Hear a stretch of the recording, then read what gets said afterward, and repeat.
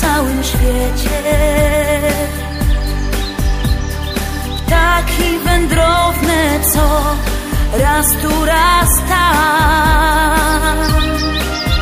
Śpiewamy Ci tak o wszystkim, co w duszy gra.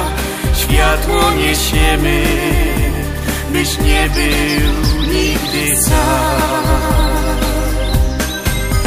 Czym byłby świat bez tych piosenek, które od rana już przy Tobie są?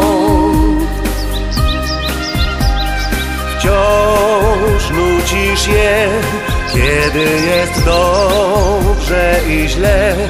Nuty pogodne łagodnie w sercu brzmią.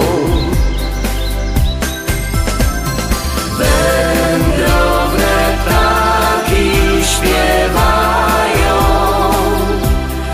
o miłości, o szczęściu i snach. Wędrowne ptaki śpiewają, a dobrzy ludzie je zapraszają pod swój dach.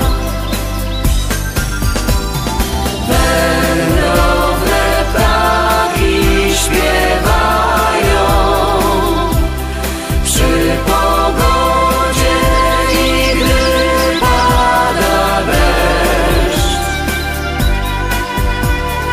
Wędrowne ptaki śpiewają, tylko je zaproś, odwiedzą Ciebie, jeśli chcesz.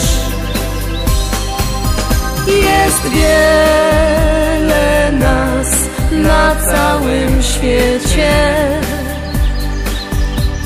Radość dajemy i wzruszenia łzy. Kolorów ze sto kradniemy tęczy co dnia, żeby melodie przyniosły dobre sny.